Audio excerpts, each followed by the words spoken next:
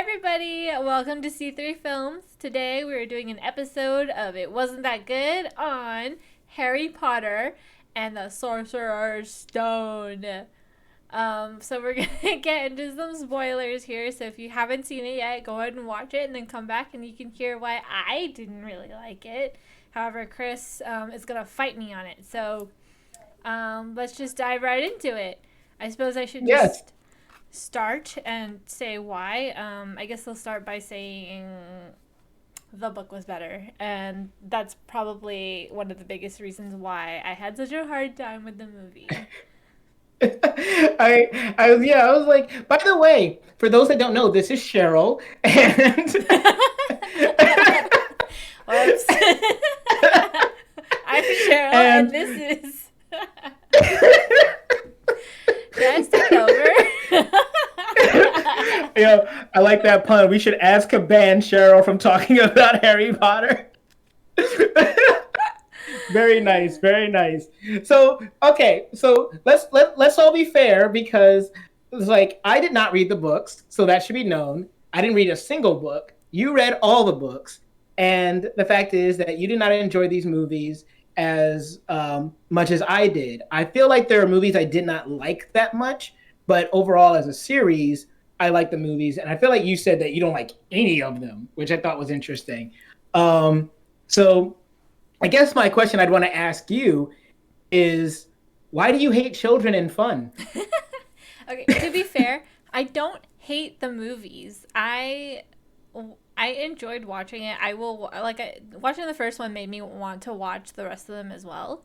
I think Yeah. my problem with it is just because I've read the book, so I know no, I know more about the world. I know more about the details. I just know it's kind of like watching something that was rushed and not really fleshed out. It just felt like it's sped through the details in the book, which is normal for like adaptations of books to screen.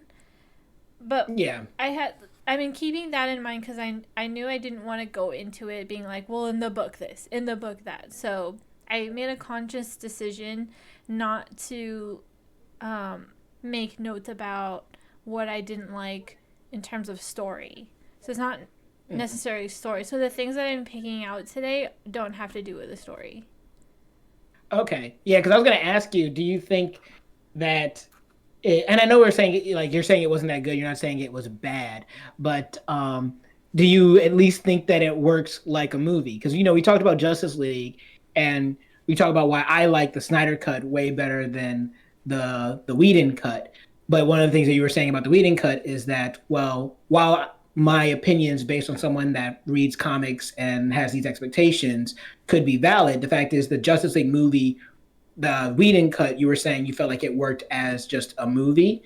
Do you feel like the Harry Potter movies, or this particular one that we're talking about, the Sorcerer's Stone, still works as just a movie when you have no information about the book? I think so. I did really try to go into it with an open mind because I know how you feel about it, and I didn't, and I knew we were going to be arguing today, so I wanted to make sure that I didn't give you too many reasons to be wrong. So it's actually good that I haven't read the book for a very, very long time, so I don't actually remember all of the differences in the book and what in the book was missing. It's just kind of blurred, because it's been so long. And I Yeah. think that works because it helped me see the movie as opposed to an adaptation. And I would say that yes, it does work as a movie. Okay. It didn't feel too rushed. I feel like it did kind of make sense. There was like one weird thing though for me that really didn't like, which is when they were having detention and they were in the The forest. Minotaur. I was gonna bring this up. So you had a problem too. Yeah, oh, I was gonna wait. I was just like, I want to see what she says because I have my own problem with the movie, quote unquote, where I literally said, okay, this is something that feels like it's a book thing that got cut short, but like most other things, I'm fine with, and that's the thing that stood out to me was the detention segment. Yeah, it definitely was weird in the movie. It just felt unnatural and like one of the worst scenes, I think, in my opinion, for this movie, because he just comes and then saves Harry Potter and then gives him a bunch of exposition and then he leaves. Yeah. In the book, it's better, obviously, because I believe it's more than one centaur, but it's definitely much longer. It's a much longer scene in the book. There's more conversation.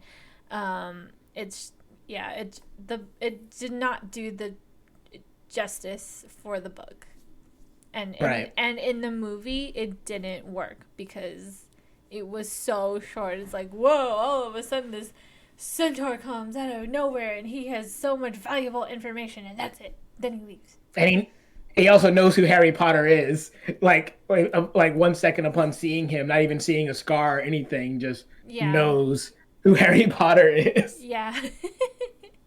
So yeah, that was so like I like the movie as a movie, but there are things that like as somebody who doesn't know anything about Harry Potter coming into, like building the world, I felt like I enjoyed seeing how the wizarding world was coming together.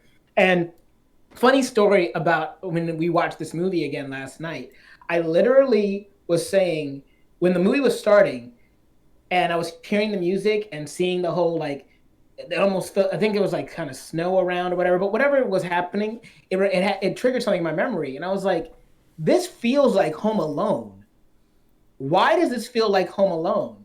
And then my roommate says, isn't this directed by Chris Columbus? Because Chris Columbus did Home Alone. So then we look it up and we find out, yes, the guy who did Home Alone is the same guy who did Harry Potter and the Sorcerer's Stone, and you can feel the similarities between those movies from like how scenes play out and how they handle some of the scenes with the kids. It's and even the music choice. There's even one point where it sounds almost like the Home Alone theme, just remixed. It's really fascinating if you guys didn't know that and then go back and watch Harry Potter and then watch Home Alone. It's fascinating. I did not catch that. I'm gonna have to watch it again, and then look at it. I'm not sure if I'm pretty sure they changed directors along the way throughout They did. the Eventually they picked series. David Yates, who did the last, I want to say, I think he did every movie since Prisoner of Azkaban, but I'm not 100% on that. But David Yates is the person that finished out the series and when it got like darker and more adult. All right. Yeah, I guess that works because like the first book was written for like 10-year-olds. So it makes sense like having a home alone feel is acceptable. I feel like the overall feel of the movie worked for the age of the characters and just having it be like the first time we're like seeing the world and stuff like that. Right. Um I guess Yeah. like one of the biggest problems I had though is like I just felt kind of overwhelmed, not overwhelmed, underwhelmed when Underwhelmed. we got to Hogwarts because the hall, like the Great Hall with all the students in it, like looks so small. Like there were not that many. I mean, there were a lot of kids there, but if you compare it to the size of the castle and like all the rooms and stuff like that, everything just seems so small scale. Like you could see like all the students in the hall and then you go to the dormitories and the dormitory is so small, like where do they all go? Like how come the common room is so small and when they're walking like down the halls and stuff like that it's like crowded, but I swear like I had more kids in my high school class than in all of Hogwarts. Yo, Cheryl, you know what that is, right? Private school. Budget. Budget. What about CGI? Copy paste. Come on. You know what's funny? Um, Well, I remember when I saw that scene in the hall, and I remember thinking to myself one of two things. One, I was thinking, okay, well, maybe what they do is they separate it by grade.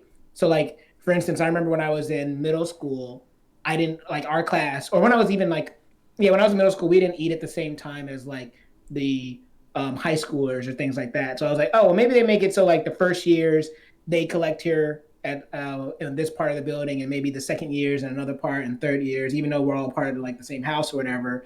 Maybe it's not all the students in this place are in this one area. Maybe this is just the first year students.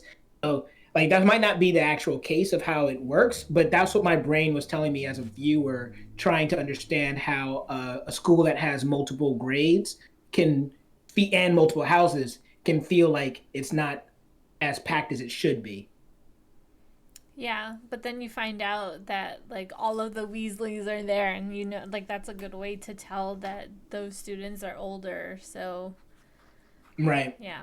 I don't know why. I thought the Weasleys were actually the same age as Ron for some reason. I thought they were just tall.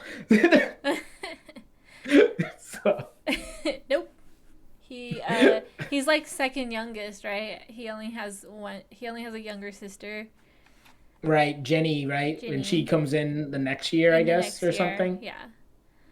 Yeah, Yep. because I remember that she was not one of the people that went through the little tunnel thing when Harry and everybody was going through. Mm-hmm. I like the introduction of the characters. I like how we meet Ron. It felt natural because even in the scene, you see them walk up before we meet them.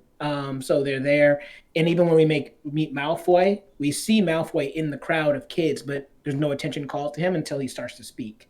So I like the organic nature of how we start to meet these characters, and knowing what we know now, like to go back and say, oh look, that's Neville, and oh look, those are the twins, or blah blah blah. Like it's a good feeling. And then it got me wondering how many of these kids actually came back, because a lot of this cast comes back over the next like 10 years or so of making these movies.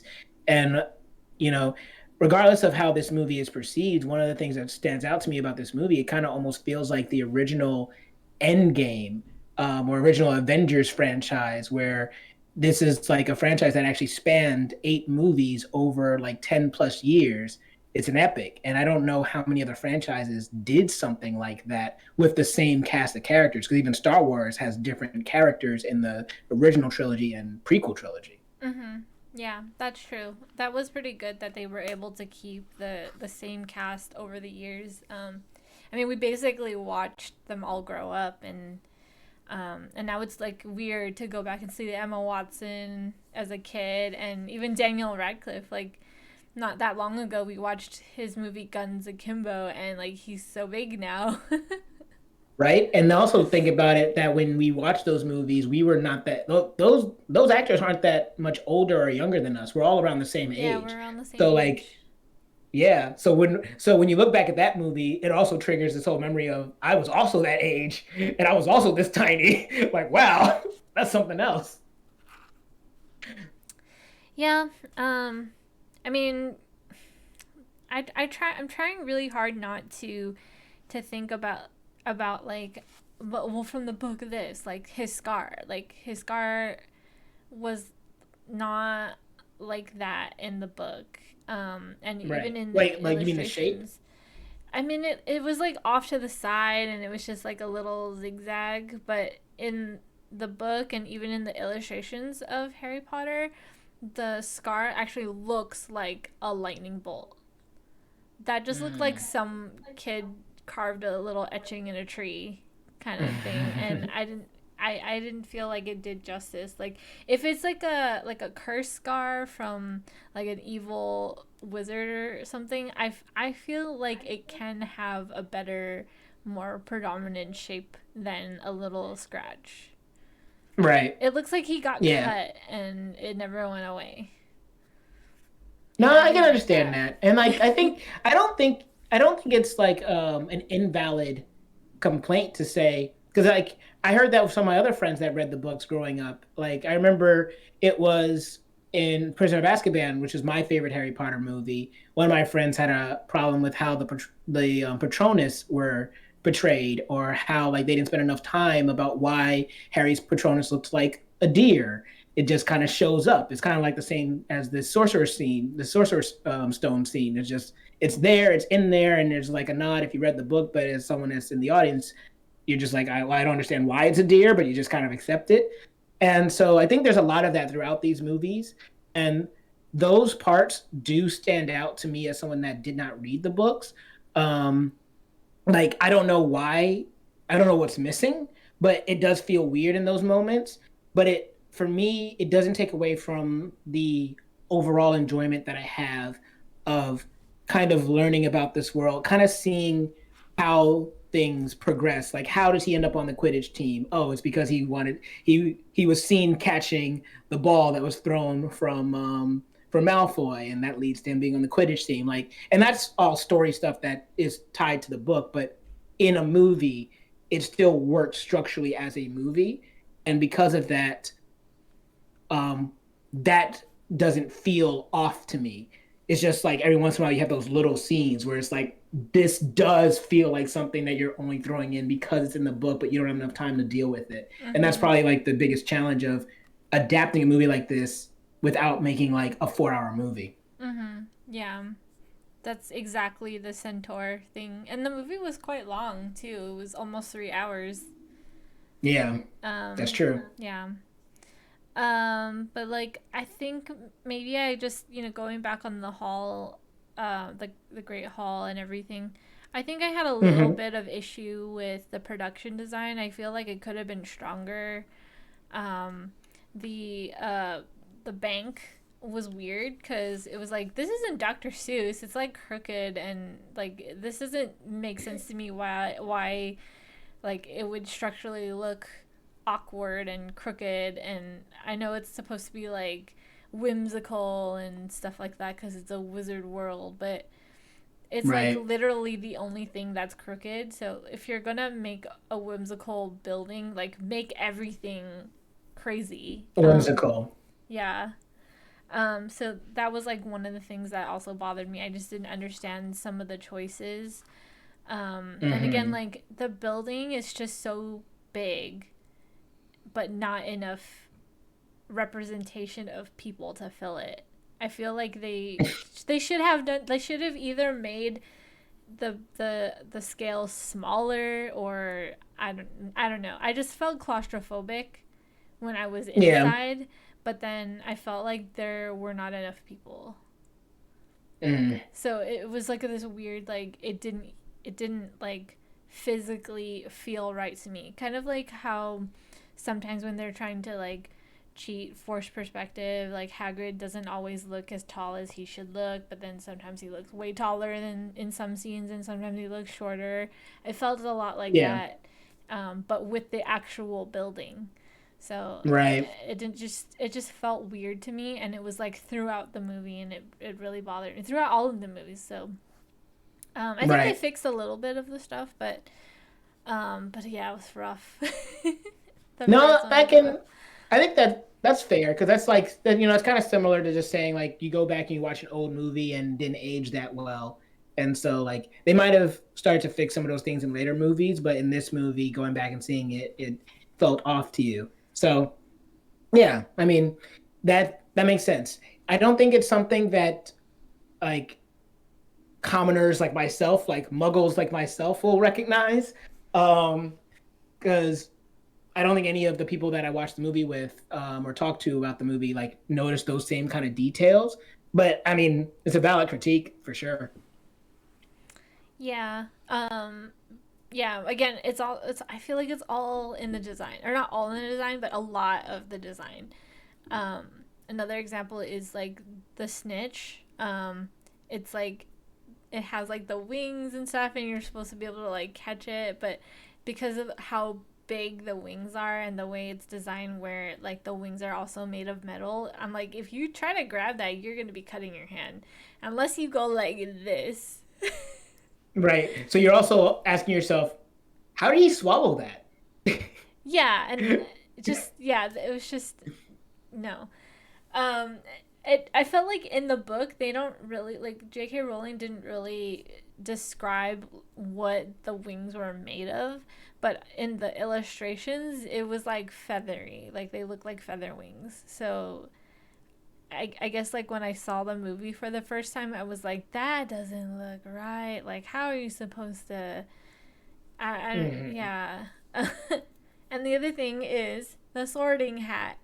It in the book, the sorting hat doesn't say all that stuff out loud. So I realized that like for a movie, you can't really hear people's thoughts, right? And that's kind of how the Right. hat worked. You put the hat on, and then the person wearing the hat can kind of have a mental conversation with the hat.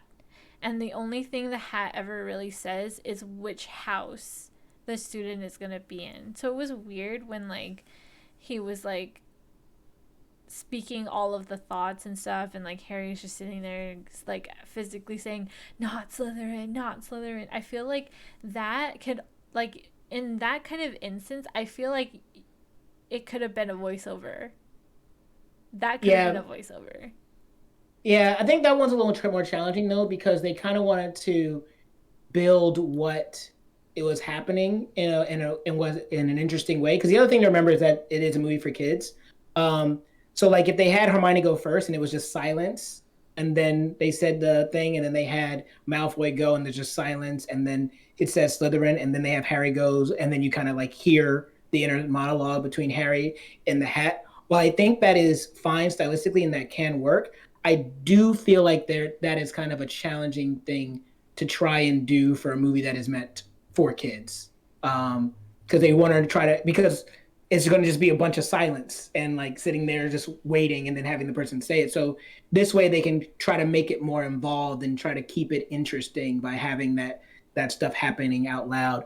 But that's like one of the biggest challenges of adapting a book to a movie, because a lot of books have a lot of inner monologue type stuff, right? Mm-hmm. And you can't do that in film. Like Mm-hmm. not to that extent, because the inner monologue could go every single character, right? But in movies, you usually try to pick a voice and stick to it. So you have to get a little creative with some of these adaptations in that way. So I can understand why they did it the way that they did, but I also can see how if they had tried to do it a different way, it might have been a little bit more true to how it is in the book. Mm-hmm. Yeah, I didn't like So it. The yeah, design yeah. thing. That's fine. That was something that didn't bother me. And like remember, I'm coming from someone that didn't read the book. So I don't have any of this information. And as somebody that has none of this information, like I'm liking seeing him talk about the inner thoughts and blah blah blah blah blah. I did think it was weird that Harry was saying not Slytherin out loud, because you're thinking it. So that was one moment where I would have preferred Harry to just kind of be like scrunching his face and just like looking really like focused, and then for the hat to just say out loud, "Oh, you Mm-hmm. don't want Slytherin. That's interesting." Yeah. Another thing that like happened in the book that I wish that they did, that I feel like they could have done in the movie, was when Harry was buying his wand at Ollivander's, and Yeah, Ollivander was just like, try this one, and that's it. Like in the book, Ollivander actually says like how long the wand is, what it's made of, and stuff like that. And I thought that was really interesting because it made so much more sense and made it so much more interesting when he says, wait, could it be this one? And then the Phoenix Tail thing. I feel like yeah, they could have easily just had Ollivander do that thing where he like takes the one, this is made out of this. He like calls it like type of wood and stuff like that. So, yeah. um, and I guess the worst part of the movie for me was the ending, which is the showdown. It's starting with the part when Ron is playing chess, Yeah. and it just so happens that there are two spaces missing for Harry and Hermione, as as if the chessboard knew that there were going to be needing two empty spots, and then Ron gets on the horse The to be the horse. knight, and then when he gets sacrificed, the It's not piece, him actually dying. yeah, and he doesn't actually even get hit. He just falls off the horse and then he gets knocked out. So I was like, I guess it's a kids movie, but that was just all like, mm. Yeah. No, I feel you there. I had the same kind of feeling of like, well, this seems just a little silly. How fortunate. I mean, it basically means that you can never allow Hermione or um or Harry to get caught because then they're gonna get killed. So like if you notice, like even in the game, those pieces didn't move. Um like which I thought was funny. They didn't move until it was time for checkmate. Which Harry moved at the end, but Hermione was in the same place that she was in the at the start of that game. So I thought that that was interesting, and that could say something about Ron. What I did like about it was the fact that it took all of them to get Harry to the goal, and maybe that's something that's story from the book that works also in film.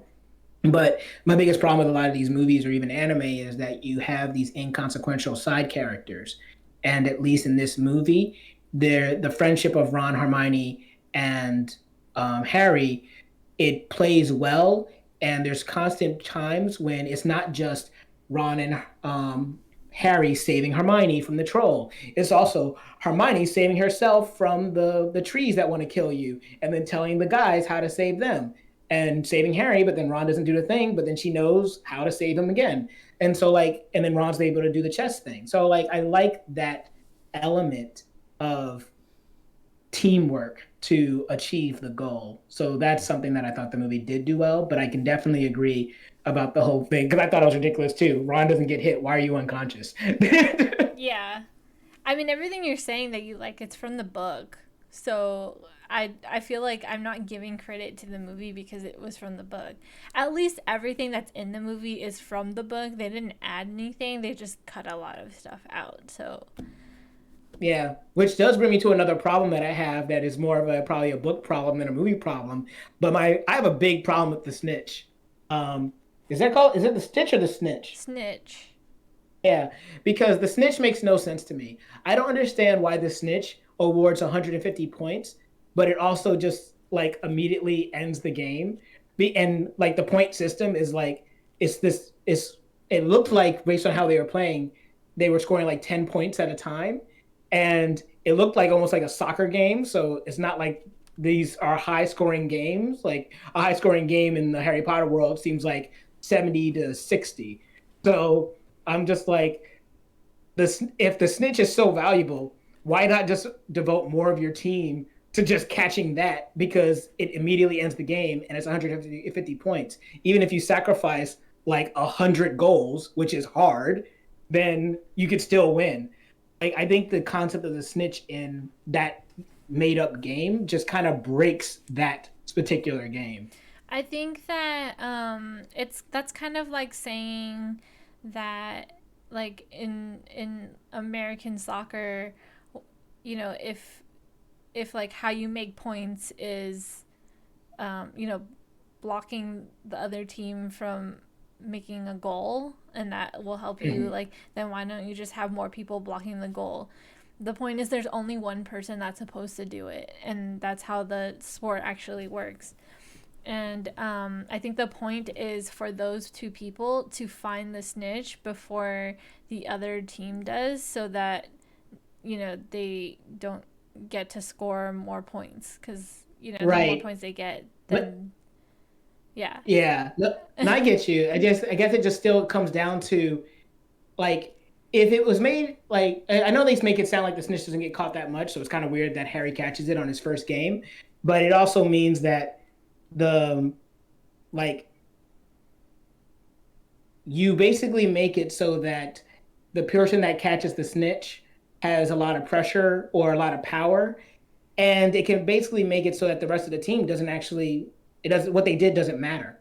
Like even Mm-hmm. if it's just I'm just holding off and I'm blocking or we're scoring and everything and we're having a moment, yeah, I made a really good goal at the last second, but then the enemy team catches the snitch and now the game's over and we lose. That Mm-hmm. just seems like a very strange mechanic. And if I was designing a game, I think most of us, if we were to play that game, we would call bull. Like Right. that would feel. It's kind of like Yu-Gi-Oh and Exodia, right? And even that seems harder to do than catch the snitch. Well, I mean, in the book, they talk about how, sometimes it could take a long time to actually find the snitch, and you could still lose the game before you find the snitch. So it doesn't necessarily mean that. But anyways, I feel like we shouldn't talk about this in particular because this is book stuff. It's not about the movie. The movie didn't get to decide this stuff. So I'm gonna refrain from debating the sport further. I I mean, just no, like that's fine, but it's just something that, as someone who watched the movie, that yeah stood out to me. You yeah. know, like remember, I can't tell what's in the movie versus the book, so I don't know what they change. Mhm. I'm making a lot of assumptions. Mhm. But yeah, but just in general, because like the things that I like in the movie are probably things Mhm. that are also in the book, but the things that I Everything is don't in the like are book. probably also in the book too. Yeah, that's what I'm saying is everything is in the book. Everything you see in the Hmm. movie is in the book. There's only stuff that is omitted. So things that you like and don't like, they're all in the book. But you're missing details. So the fact that like you have a problem with the snitch and stuff might be subsided if you read the book. Right. Yeah. But I Yeah. can't tell you that. Maybe. So also it's been a while. So we'll get into it. Right. I did have one more thing that I wanted to say about the ending, which is the part when Harry gets the Sorcerer Stone, because he's standing Hmm. right next to Quirrell, and Quirrell's like looking at him in the mirror while he's trying to figure out how to get the stone and everything, and then he actually he's like reacting like to what's happening in the mirror, and then he actually like looks down in his pocket and feels it, and like all of this Quirrell can see, and I'm like that, and Quirrell doesn't even know. It's just it's too like if anyone had a brain, they would figure out that it suddenly appeared in Harry's pocket, and this Voldemort did. yeah, but he couldn't even see, so that's even more like preposterous. He's a wizard. Yeah, But yeah, I don't. So what, is that you're telling me that's a movie thing? 100% that's a movie thing. Mm. That's Okay. that's an acting and directing thing. Gotcha. Yeah. No, I can see. I understand that. For the mirror thing, I thought he wasn't able to. He can't see what Harry sees, right? No, but he can see Harry. But he can see Harry. So yeah, I know Harry like kind of touches his pocket. Yeah. I mean, yeah. I know why they did it that way. Um, It's a kids movie. yeah, it's a kids. That's what it comes down to. It's a kids movie, and I know that like we don't need to always make excuses for kids movies because they can be just as complex and interesting as like movies made for adults. That was just how that director chose to visually show the audience that it had appeared in his pocket. Because if you don't have him like kind of at least touch his pocket to show that it's there, you have no reason to believe that it is in his pocket other than to just maybe assume that it is. Mm-hmm. So like so that's the reason. You see it in the mirror, he does it, he touches it, and you're like, oh yeah, it actually happened. Um so yeah, it's I always find it interesting how filmmakers try to show you something magical in a world that and show you things that are real and composed with a world that's magical or technologically superior. A quick example is in the Snyder Cut. I never knew this, but when they're about to bring Superman back from the dead, the picture falls from Clark's thing and lands in the water, and afterwards they are going to drop the little box thing to the water. So what ends up happening is that when the time is getting all wonky and shit, the box starts floating back up to the top. But the point is that the box is an alien thing. If you saw the box by itself, you might just think that this is an alien thing. This is what it does. It goes backwards or whatever. But the picture is something that we recognize. So when the picture goes backwards too, you know that time is reversing. So that's why they do that. So I imagine that the the directors trying to think in lines of that, where this is a magical world, but it's also reality. So I have to show the difference of when something is actually magical so that people can understand it in a world that is also physical. But I can, but it is kind of on the nose, and writing it is like the guy's right there. Why wouldn't he see Harry just like even Mm-hmm. casually place his hand on his pocket and be like, "It's in your pocket. It's a mirror. I see I everything that see you're it. I doing." saw it. It's there. Give it to me. So yeah, yeah. Do you have anything else that you want to say? I just I have a problem with the ending, but like like you said that's probably a book thing, but I really have a problem with the ending. I liked the idea that in their first year they lost. Um, I the houses. I didn't like when they said Gryffindor is in fourth place. I was like, yo, that's awesome. They lose in the first movie. That's great. So I guess they kind of win in like the other movies. But then they even declare Slytherin the victor, and then Dumbledore does this like bull where it's just like, but wait, Mm-hmm. there's more. And I'm like, well, if there was more, why would you declare them a victor? You would just say these are the points, and now and Gryffindor wins. Why are you gonna let these kids go through the feeling of like, yay, we won, and it's like, no, just kidding, y'all actually lost. Feel bad now. I'm like, these are it's Slytherin, but they're still kids. Like that's messed up. That's the part of the movie I hate. I was like, that is just wrong. Either make Slytherin win and let that be the end of it, or make Gryffindor win and let that be the end of it. But they wanted, once again, they wanted to do this kind of got you moment and end the movie on a high note where you felt like they lost, but now they're happy that they won, and that's why it happens that way. But as some and it's a kids movie once again, but that was what bothered me. I actually got upset about that. I know that Dumbledore gives them points in the book, but I don't remember if he actually declares Slytherin the winner and then change it. Yeah, I can't remember that detail. I that's can't so remember, messed but up. yeah, I was definitely calling that out too. But I knew that was in the book, so I didn't. I was Yeah, trying not to write about stuff that was coming from the book. So. yeah. So, but either way, that's everything for me. All right. Same for me. I have no more thoughts concerning non-book stuff. All right. So yeah, but what did you guys think about Harry Potter and the Sorcerer's Stone?